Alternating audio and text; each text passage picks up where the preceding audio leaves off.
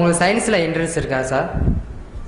Science இப்போ மனிதன் நம்ம சமுதாயத்தில் இறைவனால் படைக்கப்பட்டவன் சொல்கிறீங்க. ஆனால் சயின்ஸ் ரீதியாக குரங்கிலிருந்து தான் மனிதன் அடிப்படையாக தோன்றியிருக்கான் அப்படின்னு சொல்கிறீங்க. இதில் எதை நம்புறது? சகோதரர் ஒரு நல்ல கேள்வி கேட்குறாங்க. அறிவியல் பூர்வமாக மனுஷன் குரங்குல இருந்து தோன்றுனான் அப்படின்னு சொல்கிறாங்களே, மண்ணை வச்சு தான் படைச்சோம், மனுஷன் கடவுள் தான் படைச்சாரு அப்படியெல்லாம் நம்புறீங்களே, அப்போ இது அறிவியலுக்கு முரணா இல்லையான்னு கேட்குறாங்க. இந்த குரங்கிலிருந்து படைத்தான் அப்படிங்கிற செய்தி இருக்குதுல்ல, அதுதான் அறிவியலுக்கு எதிரானது. உங்கள் பள்ளிக்கூடத்து பாட புத்தகத்தில் சொல்லி தந்ததுனால அறிவியல் நினைக்கிறீங்களே தவிர, இந்த அறிவியலை அறிவியல் பூர்வமாக நிரூபித்தது யார்? Darwin, Charles சிம்பிங்க.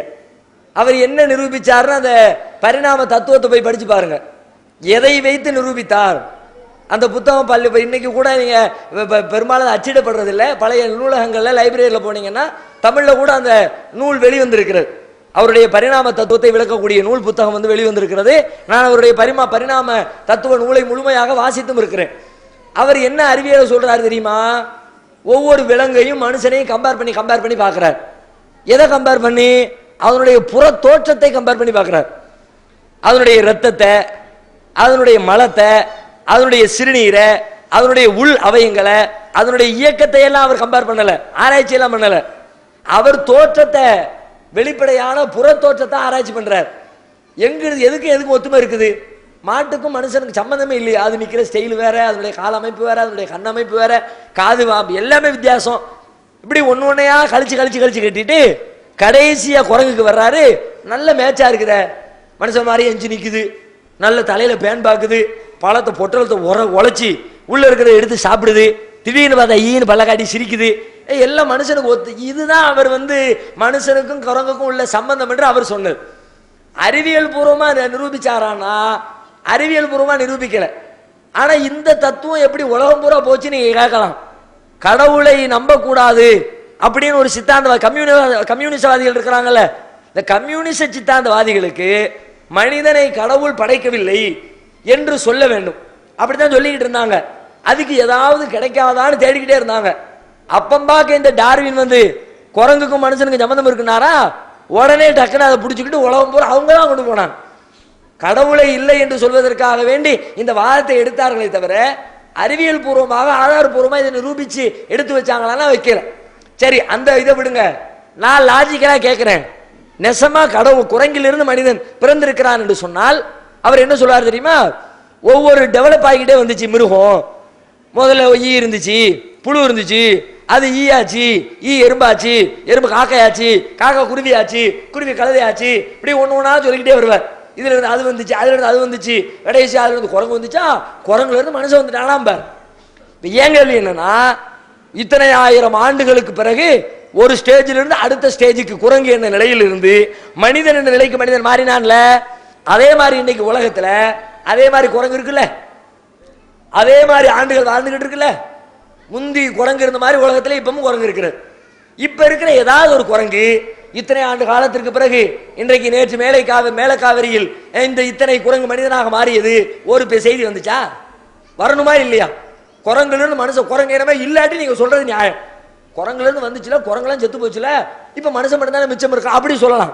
குரங்குல இருந்து மனுஷன் வந்தா குரங்குனா இருக்குதா? இன்னைக்கு வர வேண்டியதானே? அரிசியில இருந்து அரிசி மாவுல இருந்து தோசை வந்துச்சு, மாவே இல்லாட்டி இனிமே தோசை மட்டும்தான் இருக்குன்னு சொல்லி போடலாம். மாவு கையில இருக்குத, திரும்ப கல்லுல ஊத்தி தோசையை உருவாக்க வேண்டியதானே? அது மாதிரி குரங்கு கையில இருக்கல, குரங்கு அடுத்த ஒரு மனுஷனை பிறப்பெடுக்க வேண்டியதானே? ஏன் பிறக்கல? இல்ல, அதனால அப்படி இல்ல. குரங்கு தனியான ஒரு படைப்பு, மனிதன் தனியான ஒரு படைப்பு.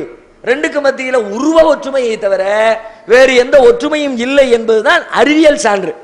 இன்னும் ஒருபடி மேலா சொல்றதா இருந்தா, இன்னைக்கு அறிவியல் வளர்ந்து விட்ட காலத்தில் மனிதனுடைய மரபணுக்களை, மனிதனுடைய ரத்தத்தை, மனிதனுடைய உடலுடைய உட்கூறுகளை, இதயத்தை, சிறுநீரகத்தை, இன்னொரு நுரையீரலை, மாதிரி உட்கூறுகளை அறிவியல் பூர்வமா ஆராய்ச்சி பண்றாங்க. ஆராய்ச்சி பண்ணுனா அந்த ஆராய்ச்சியினுடைய ரிப்போர்ட் சொன்ன செய்தி என்ன தெரியுமா? ஒவ்வொரு மிருகத்துக்கும் மனுஷனுக்கும் இடையில ஆராய்ச்சி நடக்குது. கழுதைக்கு மனுஷனுக்கு சம்பந்தம் இல்லை, மாட்டுக்கு மனுஷனுக்கு சம்பந்தம் இல்லை, குதிரைக்கு மனுஷனுக்கு சம்பந்தம் இல்லை. இப்படியாக எதுவும் பக்கத்திலே நிக்காதோ, அதனுடைய மரபணுக்களும் மனித மரபணுக்களும் வித்தியாசம் இருக்குதோ, அந்த பட்டியலை போட்டுக்கிட்டே வரும்போது அதோட குரங்கையும் சேர்த்து விட்டுறாங்க. குரங்குக்கு மனுஷனுக்கு சம்மந்தமே இல்லையப்பா. நெசமா குரங்குல இருந்து வந்திருந்தால் நெருக்கமா இருக்கணும். குரங்குக்கும் மனுஷனுக்கும் கொஞ்சம் தான் மரபணு டிஃபரெண்ட் இருக்கணும், ரத்தத்துல வித்தியாசம் கம்மியா தான் இருக்கணும். ஆனா ஒரு மாட்டுக்கும் மனுஷனுக்கு எவ்வளவு வித்தியாசம் இருக்குதோ அதே அளவுக்கு தான் குரங்குக்கும் மனுஷனுக்கு வித்தியாசம் இருக்குது. எதுவும் ஒட்டிக்கிட்டுலாம் ஒண்ணுமே இல்லை. அப்படியே ஆராய்ச்சியை கொண்டு போய் இப்போ ஒரு கட்டத்தில் ஆராய்ச்சி வந்து நிக்குது. எங்க நிக்குதுன்னா, நெருக்கமாக இருக்கிறது என்று ஒரு மரபணுவை சொல்வதாக இருந்தால் அது கூட நெருக்கம் இல்லை, அதுவும் வேற வேற தான். ஆனால் மற்றதோட கம்பேர் பண்ணும்போது குரங்குக்கும் மனுஷனுக்கும் இருக்கிற வேறுபாட்டை விட கம்மியான வேறுபாடுகளோடு ஒரு ஜீவன் இருக்கிறது என்று ஒரு ஜீவனையும் மனிதனையும் ஒப்பிட்டு சொல்வதாக இருந்தால் பன்றியோடு தான் மனுஷனை ஒப்பிட முடியும். இது இப்போதைய ஆராய்ச்சி. இப்ப சமீபத்திய ஆராய்ச்சி என்ன, நெருக்கம் எதுல இருக்குன்னா பன்னிக்கும் மனுஷனுக்கு தான் நெருக்கம் இருக்கும். அதனுடைய ரத்தத்துக்கும் மனுஷனுடைய ரத்தத்துக்கும், அதனுடைய இதயத்துக்கும் மனுஷனுடைய இதயத்துக்கும். இப்ப எப்படி ஆய்வு ஓடிக்கிட்டு இருக்குன்னா, மனிதனுடைய இதய நோய் பிரச்சனையை தீர்ப்பதற்கு பன்றிகளின் இதயத்தை எடுத்து பொருத்தி அதை சீராக்க முடியுமா? ஏனென்றால் பன்றி இதயமும் மனித இதயமும் நெருக்கமாக இருக்கிறது. நெசமா குரங்குல இருந்து வந்திருந்தா குரங்கு இதயமும் மனுஷ இதயமும் பொருத்தி இருக்க வேண்டும். அது கூட பொருந்துமா? இப்ப இதை பன்றி இதயம் பொருந்துமாங்கிறது கன்ஃபார்ம் இல்லை, ஆராய்ச்சி நடக்கிறது. அதுக்குரிய முன்னேற்பாடுகள் எல்லாம் நடந்து வந்துச்சுன்னா எதிர்காலத்தில் சாத்தியம். ஒருவேளை நெருக்கமாக இருக்கிறது, ஒன்றிற்கு பக்கத்தில் இன்னொன்று இருக்கிறது என்று சொல்வதாக இருந்தால் குரங்குக்கு பக்கத்தில் மனுஷன் இல்லை, பன்றிக்கு பக்கத்தில் தான் மனுஷன் இருக்கிறான் என்றுதான் அறிவியல் உலகம் சொல்கிறது. அதனால குரங்குல இருந்து மனுஷன் வந்தாங்கிற சயின்ஸ் இல்லை. அது மாதிரியான ஒரு கடைஞ்செடுத்த முட்டாள்தனம் அறிவியலுக்கு எதிரானது. உலகம் முழுக்க சிந்திக்காம முஸ்லீம்ல இருந்து இந்துல இருந்து